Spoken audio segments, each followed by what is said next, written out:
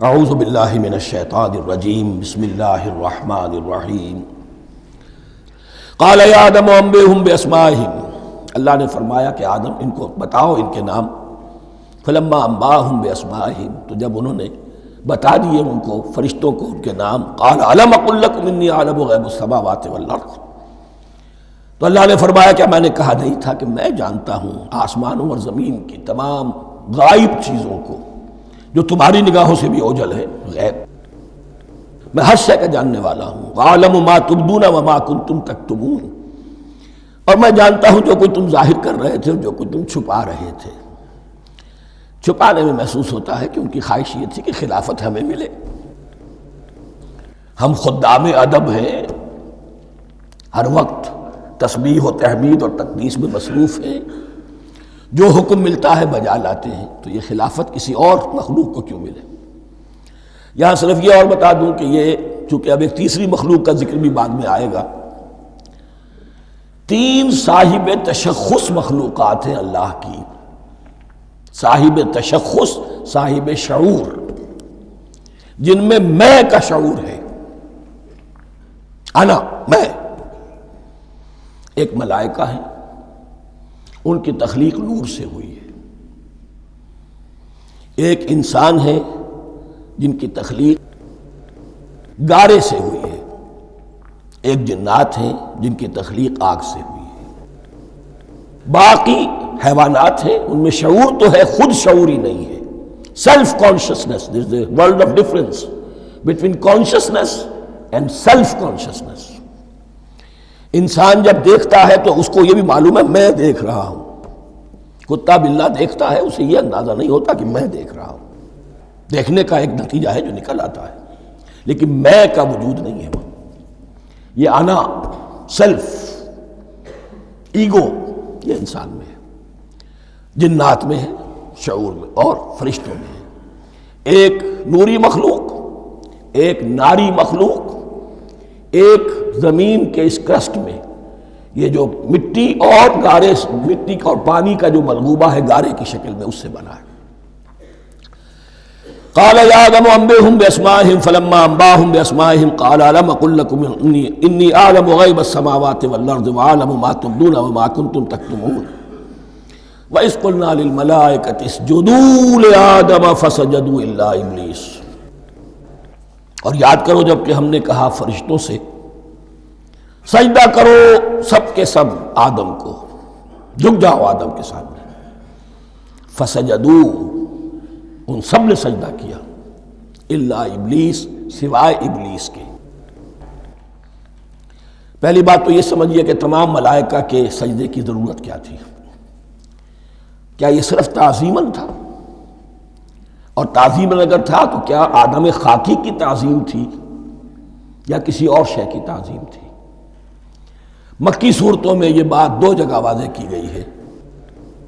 فَإِذَا سَوَّيْتُهُ وَنَفَخْتُ فِيهِ مِن رُوحِي فَقَعُوا لَهُ سَاجِدِينَ. جب میں اس آدم کی تخلیق مکمل کر لوں اور اس میں اپنی روح میں سے پھونک دوں، تب گر پڑنا اس کے سامنے سجدے میں. تعظیم اگر ہے تو آدم خاکی کی نہیں ہے، اس کے اندر جو ڈیوائن ایلیمنٹ ہے، جو ڈیوائن سپارک ہے، جو روح ربانی ہے، میری روح، اس کی ہے. اور نمبر 2، اس کی حکمت کیا ہے، علت کیا ہے، غرض و غایت کیا ہے؟ جیسا کہ میں نے عرض کیا، اس کائنات کی اس حکومت کے کارندے تو وہ ہیں. خلیفہ بنایا جا رہا انسان کو، جب تک یہ ساری سول سروس اس کے تابع نہ ہو، خلافت کیسے کرے گا؟ دیکھیے میں جانا چاہتا ہوں، چوری کرنے کے لیے جانا چاہتا ہوں، راستے میں کتنے فیکٹرز ہوں گے، کتنے فزیکل فینومینا ہوں گے. میں چلنا چاہتا ہوں، میں زمین کو دھکیلتا ہوں، زمین مجھے دھکیلتی ہے، زمین مجھے نہ دھکیلے تو میں کیسے چلوں گا؟ یہ پوری کائنات جو ہے، یہ جب ہم کوئی ارادہ کرتے ہیں اور کوئی فعل کرتے ہیں تو اس فعل کے پورے ہونے میں، اس کے ظہور میں نہ معلوم کون کون سے ایلیمنٹس ہیں، کون کون سی فورسز آف دی نیچر ہیں جو ہمارے ساتھ موافقت کرتی ہے تو ہم وہ کام کر سکتے ہیں.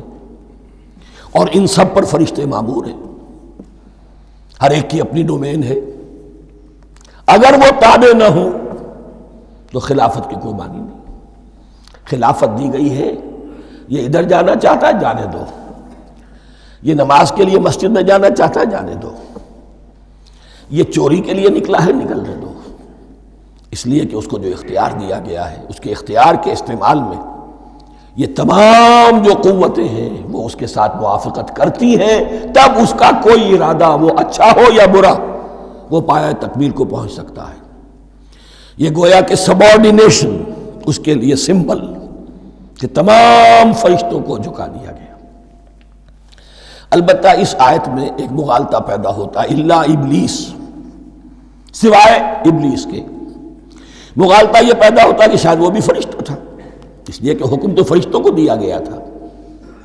پھر نوٹ کیجئے اس سے پہلے، بہت پہلے سورہ کہف نازل ہو چکی ہے، اور سورہ کہف میں فرما دیا گیا ہے کان من الجن ففسق عن امر ربی، وہ جن تھا پس اس نے سرکشی کی اپنے رب کے حکم سے۔ فرشتے کی شان یہ نہیں ہے، وہ اللہ کے کسی حکم کی سرتابی نہیں کرتا۔ لا یعصون اللہ ما امرہم ویفعلون ما یؤمرون، وہ اللہ کے کسی حکم کی نافرمانی نہیں کرتے اور جو حکم ملتا ہے بجا لاتے ہیں۔ یہ جنات کے اندر اختیار تھا، جیسے اختیار انسانوں کو دیا گیا ہے۔ جنات میں نیک بھی ہیں بد بھی ہیں، اعلیٰ بھی ہیں ادنا بھی ہیں، جیسے انسانوں میں۔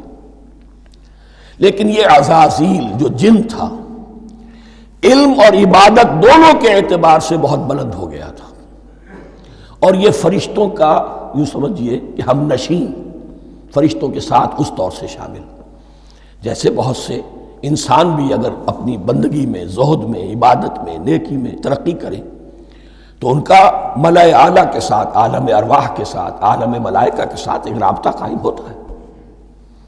اسی طریقے سے وہ جو عزازیل تھا جن ہونے کے باوجود اپنی نیکی، عبادت، پارسائی اور اپنے علم میں فرشتوں سے بہت آگے تھا، اس لیے معلم الملکوت کی شکل اختیار کر چکا تھا۔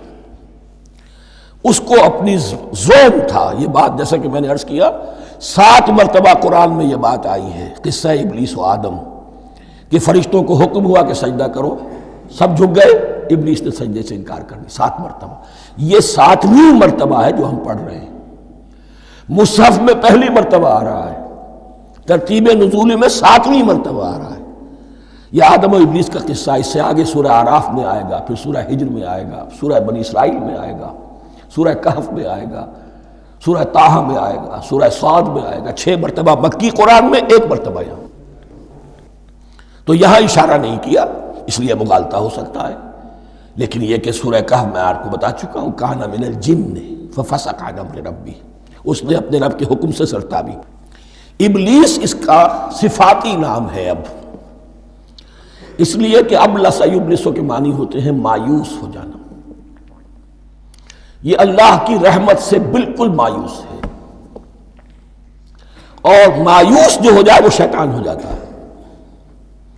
اب میرا تو چھٹکارا نہیں ہے، جتنوں کو برباد کر سکوں کروں، میری تو عاقبت خراب ہو چکی ہے، جتنوں کو اپنے ساتھ، ہم تو ڈوبے ہیں سنم، تم کو بھی لے ڈوبیں گے۔ اب وہ شیطان اس معنی میں کہ انسان کی عداوت اس کی گھٹی میں پڑ گئی، اس نے اللہ سے پھر اجازت بھی لی کہ مجھے مہلت دے دے، یوم یبعثون، قیامت تک کے دن کے لیے، تو میں ثابت کر دوں گا کہ یہ آدم اس رتبے کا حقدار نہ تھا، مستحق نہ تھا جو اسے دیا گیا۔ انا خیر منہ، میں اس سے بہتر ہوں۔ خلقتنی من نار وخلقتہ من طین، تو نے مجھے آگ سے بنایا، اسے گارے سے بنایا۔ لیکن یہ تکبر ہے در حقیقت کہ جس نے اسے راندہ درگاہ حق کر دیا۔ وَإِذْ قُلْنَا لِلْمَلَائِكَةِ اسْجُدُوا لِآدَمَ فَسَجَدُوا إِلَّا إِبْلِيسَ أَبَىٰ وَاسْتَكْبَرَ، ابا اس نے انکار کیا، واستکبر اور تکبر کیا، استکبار کیا، وَكَانَ مِنَ الْكَافِرِينَ۔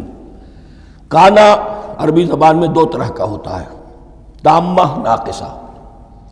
ایک معنی یہ ہو سکتے ہیں کہ ہو گیا، اب اپنے اس استکبار اور انکار کی وجہ سے کانا من الکافرین، وہ کافروں میں سے ہو گیا۔ ایک کانا تامہ ہوتا تھا ہی کافروں میں سے، یعنی اس کے اندر سرکشی چھپی ہوئی تھی، اب ظاہر ہو گئی۔ یہ معاملہ ہوتا ہے، کسی شخص کی بدنیتی اس کے اوپر پردے پڑے رہتے ہیں نیکی کے، زہد کے، کسی خاص وقت میں آ کر وہ ننگا ہو جاتا ہے، اور جو اس کے اندر تھا اصل اس کی حقیقت وہ سامنے آ جاتی ہے، اس کا امکان ہے۔ تو دونوں معنی اس کے ہو سکتے ہیں۔ صدق اللہ العظیم۔